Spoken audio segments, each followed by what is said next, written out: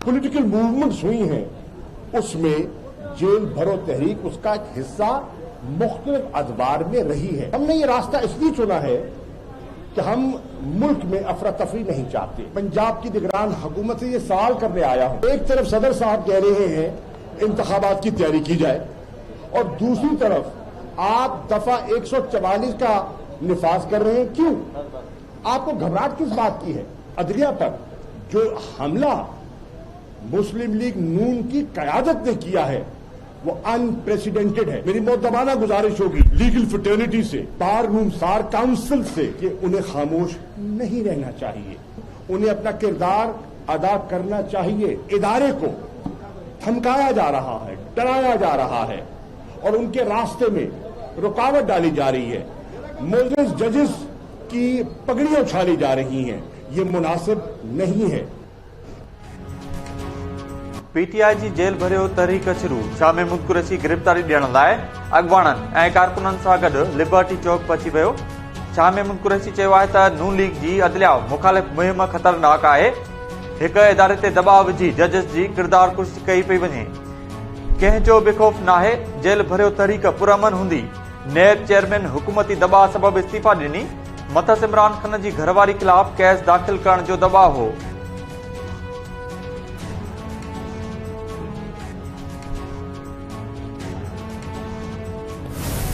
लाहौर में वो ये तमाशा कर रहे हैं क्योंकि केपीके से झंडी हो चुकी है। जिन लोगों के घर में ये शख्स रोटी छीन के गया हुआ है उनसे मुतालबा कर रहा है जेल भरो। आज बाहर आए, जमानत पार्क से निकले, दे गिरफ्तारी अपने जराइम में। सियासी नहीं, अगर सियासी गिरफ्तारी करनी होती तो नैब हमारे पास भी है, FIA भी। ये सियासी गिरफ्तारी अगर हमारा मकसद होता तो ये बहुत पहले हो चुकी होती। अप्रैल में सब गिरफ्तार होते। कोई law and order situation create करेगा, कोई मुल्क को नुकसान पहुंचाएगा, कोई मुल्क की अमलाक को नुकसान पहुंचाएगा, कोई किसी मास ट्रांजिट की चीजों को नुकसान पहुंचाएगा, किसी किस्म का इंतशार फैलाने की कोशिश करेगा, वो सियासी गिरफ्तारी नहीं है, मुल्क का कानून हरकत में आएगा। जेल भरियो तहरीक जे नाले ते जेल बचो तहरीक शुरू कई पई वञे।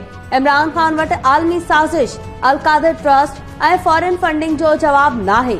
केसिस खां बचण जूं कोशिशूं करे रहियो आहे। वफ़ाक़ी वज़ीर मरियम औरंगज़ेब चयो त इमरान खे जेल भरियो तहरीक लाइ पंहिंजी ज़मानत वापसि वठणु घुर्जे। जेल भरियो तहरीक मुल्क जे ख़िलाफ़ साज़िश जी तहरीक आहे।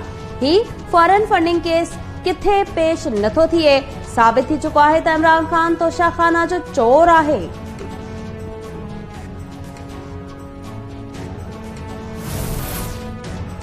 चीन जी तरक्याती बैंक पाकिस्तान के 70 करोड़ डॉलर्स कर्ज ॾियण जी मंज़ूरी ॾेई छॾी। नाणे वारे वफ़ाक़ी वज़ीर इसाक डार चीनी बैंक खां कर्ज मिलण जी तस्दीक कंदे चयो आहे त चीनी बैंक पारां मिलंदड़ कर्ज हलंदड़ हफ़्ते स्टेट बैंक खे मिली वेंदो। पैसा मिलण सां नाणे जा ज़ख़ीरा बहितर थींदा।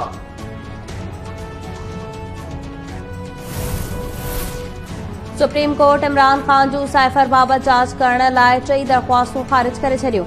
अदालत रजिस्ट्रार ऑफिस जे एतिराज़नि खे दुरुस्त करार ॾेई छॾियो। जस्टिस कासिफ फाइज़ी सां रिमार्क्स ॾींदे चयो आहे त ॿुधल ॻाल्हियुनि ते जांच जो हुकुम कीअं ॾेई सघिजे थो। इमरान पाण बि जांच कराए पए सघियो। अदलिया हुकूमती मामलनि में कीअं मुदाख़लत करे सघे थी। मां हुकूमती मामलनि में मुदाख़लत न कंदुसि, नई हुकूमत खे अदालती मामलनि में मुदाख़लत करणु ॾींदुसि।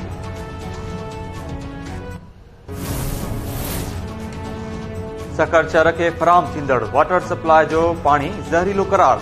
सूबे में 729 जगहनि ते सिंधु दरिया में ज़हरीलो पानी छोड़ थियण जो बि इंकशाफ। सिंध हाई कोर्ट पारां जोड़ियल कमेटी रिपोर्ट अदालत में पेश कई वई। अदालत रोहिड़ी जे लेबोरेटरी खे ग़लति रिपोर्ट पेश करण ते शोकास नोटिस जारी करे छॾियो। 28 फरवरी ते जवाब तलब। सखर बिराज जे चीफ इंजीनियर खे बि पेश थियण जी हिदायत। रिपोर्ट में चयो वियो आहे त सिंधु दरिया जो पानी बहितर आहे, पर सखर जे शहरनि खे मिलंदड़ वाटर सप्लाई जो पानी ज़हरीलो आहे। सिंध में 729 हंधनि ते दरिया में फैक्ट्रियुनि, गटरनि, अस्पतालुनि जो ज़हरीलो पानी छोड़ कयो पियो वञे। जस्टिस सलाहुद्दीन पौर रिमार्क्स ॾींदे चयो त गंदो पानी दरिया में छोड़ कयो पियो वञे। आबपाशी खातो छा करे रहियो आहे? असां सिंधु दरिया खे ड्रेनेज में तब्दील करणु न ॾींदासीं।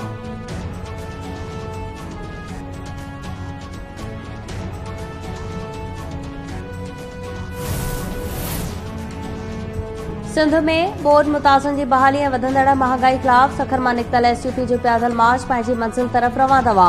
एसयूपी जे मरकज़ी सदर सैयद ज़ैन शाह जी अॻवाणी में पैदल मार्च मेड़ खां केन शाह तरफ़ रवानो थियो। उमेर बाब चांडियो बि पैदल मार्च में शिरकत कई। ज़ैन शाह चयो त हालतूं तमाम घणियूं ख़राब आहिनि। सिंध जे हक़नि लाइ सभिनी खे सुजाॻ थियणो पवंदो। सिंध हुकूमत अवाम जो पैसो लुटियो आहे जेको वापसि करायो वञे। सिंध ॿोड़ाईंदड़नि जो एहतसाब ज़रूरी आहे।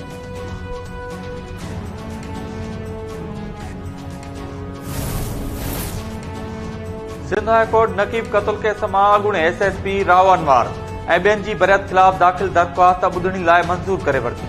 अदालत मक़तूल नकीबुल्लाह जे भाउ आलमशहर जे 3 अपीलुनि ते प्रोसिक्यूटर जनरल सिंध खे नोटिस जारी करे छॾिया। 4 हफ़्तनि में जवाब तलब।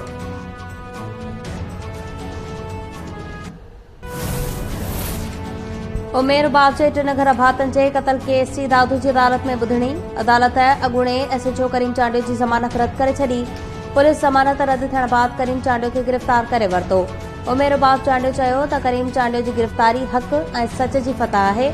अदालतुनि मां इंसाफ़ जी उमीद आहे।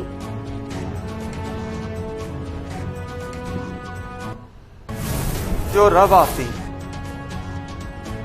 नेप्रा केई खां सवाइ ॿियनि बिजली विरहाईंदड़ कंपनियुनि खे बिजली 50 पैसा महांगी करण जी मंज़ूरी ॾेई छॾी।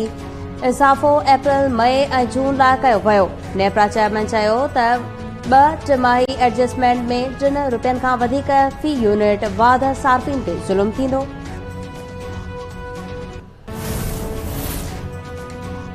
कराची जे इलाइक़े कोरंगी चकरा ॻोठ नासिर जंपट पुलिस जो फौरन सां मुबैना मुक़ाबिलो। 2 ॾोहारी मारिजी विया। फायरिंग जी ॾेवट में 1 पुलिस एहलकार शहीद। पुलिस जो चवणु आहे त शहीद एहलकार कोरंगी इंडस्ट्रियल एरिया जो चौकी इंचार्ज हो। नॉर्थ कराची में 1 ॾोहारी खे ज़ख़्मी हालत में गिरफ़्तार करण जी दावा।